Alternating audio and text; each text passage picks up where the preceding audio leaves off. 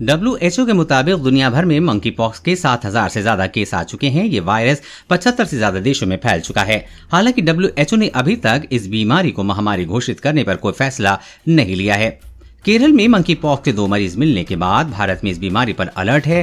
केरल के 5 जिलों को हाई अलर्ट पर रखा गया है क्योंकि इन 5 जिलों के लोगों ने संक्रमित मरीज के साथ यात्रा की थी। मंकी पॉक्स बच्चों के लिए हो सकता है घातक। खास तौर पर बच्चों को इस बीमारी से बचाने के लिए कहा गया है। ऐसा क्यों है, ये जानना भी बेहद जरूरी है। दरअसल भारत में साल 1975 तक स्मॉल पॉक्स और चिकन पॉक्स बीमारियां बहुत पाई जाती थीं, लेकिन उसके बाद धीरे धीरे भारत ने वैक्सीनेशन कार्यक्रम के जरिए इस बीमारी पर कंट्रोल कर लिया। 1975 के आसपास तक जन्मे ज्यादातर लोगों को या तो इसका टीका लगा या फिर उन्हें एक बार ये बीमारी होकर ठीक हो चुकी है। ICMR ने जारी किया बयान।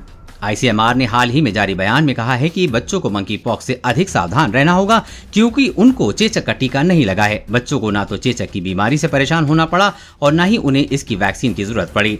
एम्स के मेडिसिन विभाग के एक्सपर्ट डॉक्टर पीयूष रंजन के मुताबिक इसलिए युवा और बच्चों को इस बीमारी से सावधान रहने की जरूरत है क्योंकि उनके पास ना तो वैक्सीन वाली इम्यूनिटी है और ना ही बीमारी से रिकवर होकर ठीक होने वाली इम्यूनिटी। स्वास्थ्य मंत्रालय के दिशा निर्देश। स्वास्थ्य मंत्रालय ने मंकी पॉक्स के प्रबंधन के लिए दिशा निर्देश भी जारी कर दिए हैं। इसके मुताबिक लोगों को फ्लू के लक्षण और बुखार के मरीजों के संपर्क में आने से बचना चाहिए। मरे हुए और दूसरे जंगली जानवरों से भी दूरी बनाएं। एक्सपर्ट का भी कहना है कि देश में मंकी पॉक्स का खतरा बढ़ सकता है। खासतौर पर बच्चों को इससे अधिक सतर्क रहने की जरूरत है। मधुकर रेनबो अस्पताल की डॉक्टर अनामिका के मुताबिक बच्चों में जीनोटिक बीमारी का खतरा ज्यादा रहता है। मंकी पॉक्स भी एक जीनोटिक बीमारी है जो जानवरों से इंसानों में फैलती है और फिर इसका ट्रांसमिशन इंसानों में होने लगता है। बच्चों के लिए मंकी पॉक्स वायरस खतरनाक साबित होने की आशंका है क्योंकि बच्चों को स्मॉल पॉक्स की वैक्सीन नहीं लगी है। बच्चे हाइजीन का ध्यान भी नहीं रख पाते। अगर वो मंकी पॉक्स से संक्रमित होते हैं तो ये वायरस कई दिनों तक उनमें रह सकता है, जिससे तेज बुखार और शरीर पर लाल दाने निकल सकते हैं। इन दानों से निकलने वाले फ्लूइड से भी दूसरा व्यक्ति संक्रमित हो सकता है। कैसे नजर आते हैं लक्षण? ICMR की ओर से 15 लैब निर्धारित की गए हैं जिनमें मंकी पॉक्स का टेस्ट होगा। ऐसे में अगर बुखार और दवा लेकर नहीं उतर रहा है तो मंकी पॉक्स के टेस्ट के लिए सैंपल जरूर दें।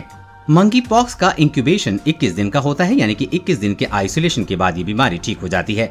संक्रमित होने के 3 दिन बाद इसके लक्षण नजर आते हैं। सबसे पहले बुखार होता है, सिर दर्द हो सकता है। कुछ दिनों बाद चेहरे पर चेचक जैसे दाने निकलने लगते हैं जो धीरे धीरे पूरे शरीर पर फैलते हैं और कुछ दिनों बाद झड़कर गिर जाते हैं। ये वायरस हवा या सांस के जरिए नहीं फैलता है। देश और दुनिया की हर अपडेट पाने के लिए चैनल को सब्सक्राइब करें।